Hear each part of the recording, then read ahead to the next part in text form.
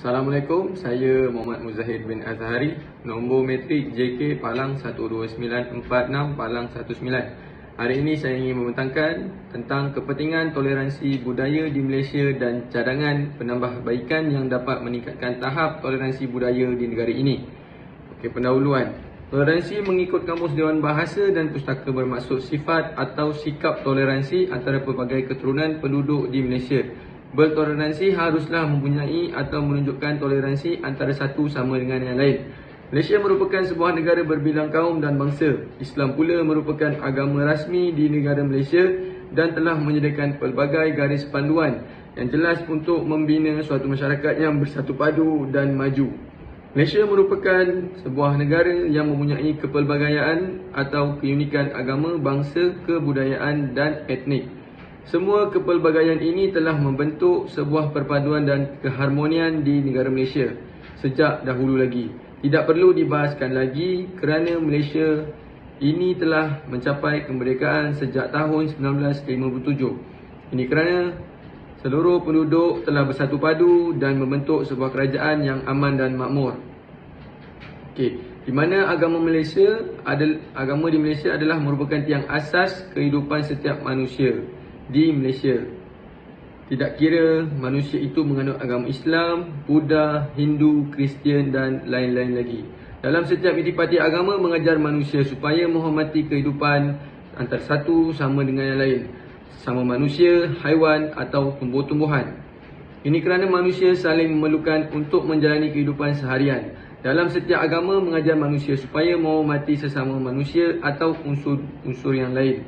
Merujuk kepada toleransi agama di Malaysia, artikel 11 Perlembagaan Persekutuan Malaysia, setiap agama di Malaysia pastinya membawa kepada kebaikan, keharmonian dan keunikan kepada setiap manusia. Tiada agama yang mengajar kepada perpecahan perkauman dan bangsa. Sikap menzalimi tiada dalam ajaran mana-mana agama. Maka setiap agama pastinya ada keunikan dan kebudayaan yang membawa untuk keharmonian bersama manusia yang lain. Kebudayaan. Di Malaysia terdapat banyak bangsa, etnik serta pecahannya. Etnik adalah merujuk kepada kumpulan masyarakat yang mempunyai rupa fizikal yang sama seperti masyarakat yang lain, tetapi mereka ini mempunyai perbezaan dalam kebudayaan yang diamalkan sejak berabad yang lalu. Kebudayaan yang dibawa oleh setiap masyarakat mencerminkan yang berlainan etnik dan kumpulan sejak generasi ke generasi yang mewarisi adat, warisan, agama dan lain-lain kebudayaan setiap masyarakat sehingga kini.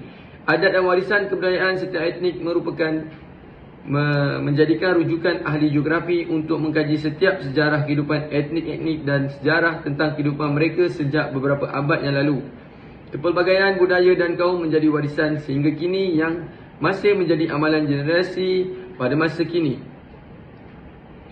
Di Semenanjung Sabah pula terdapat 32 kaum dan etnik yang terdiri daripada pelbagai-bagai jenis latar belakang dan kebudayaan masing-masing dengan menggunakan lebih 50 bahasa penghantaraan dan tidak kurang dari 90 dialek.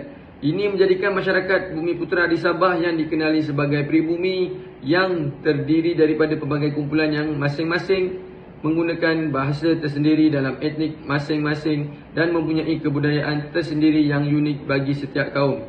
Selain daripada itu juga, masyarakat di Sabah mempunyai kepercayaan dan agama tersendiri walaupun terdapat banyak etnik dan kaum. Masyarakat di negeri Sabah saling menghormati agama, kebudayaan dan kepercayaan antara etnik dan kaum yang lain. Amalan hormat menghormati ini telah menjadi simbol bagi masyarakat di Semenanjung Sabah.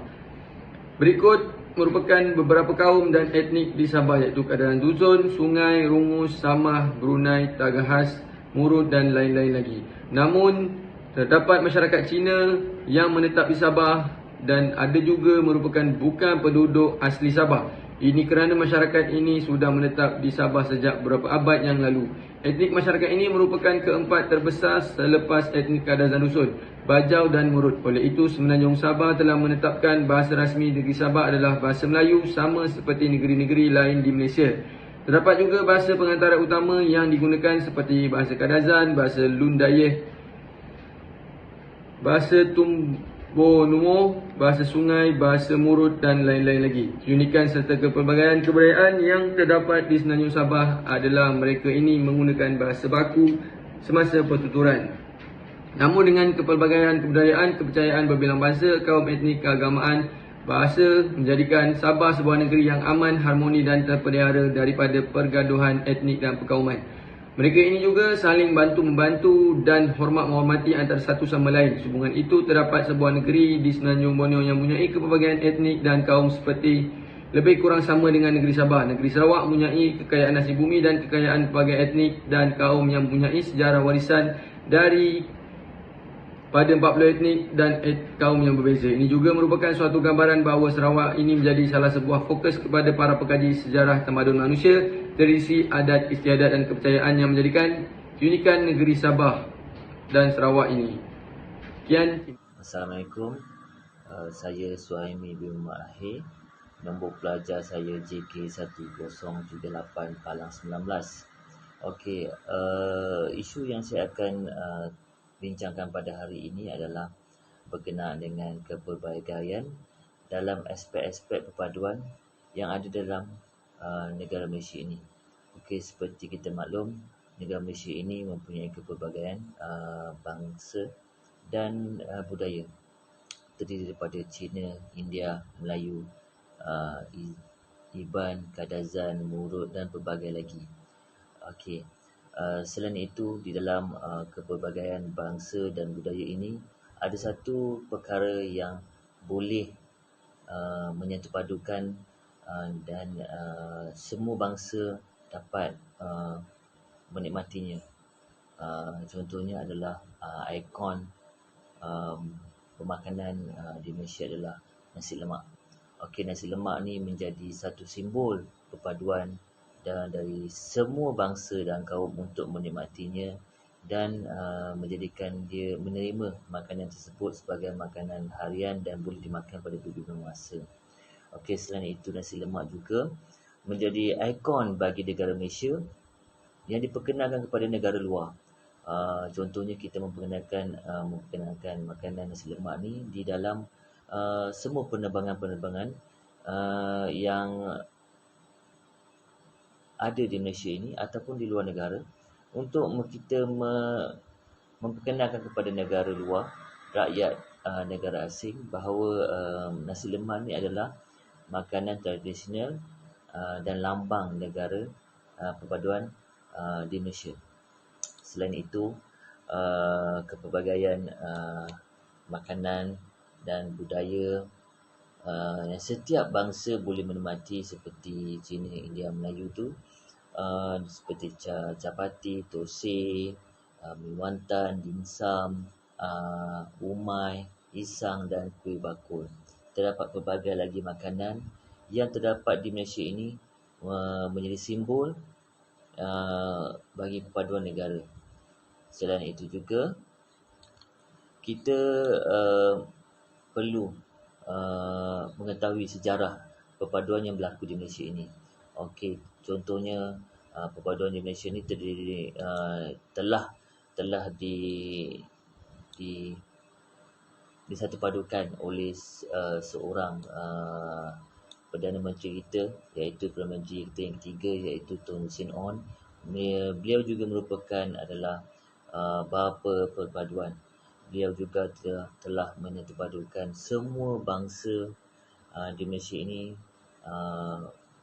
untuk menerima dan tinggal di dalam satu bumbung, iaitu Malaysia. Selain itu juga beliau juga merupakan anak jati di Malaysia ini. Beliau juga sangat mengambil berat tentang perpaduan dan membentuk satu ikatan antara Cina, India, Melayu dan pelbagai lagi etnik dan bangsa seperti di Sabah, Sarawak. Mungkin di Malaysia ini kita mempunyai kepelbagaian bahasa, tetapi ia boleh disatupadukan di bawah satu bumbung, iaitu Malaysia. Tak kira apa agama bangsa, tetapi kita bertutur dalam satu bahasa, iaitu bahasa Melayu. Sekian, terima kasih.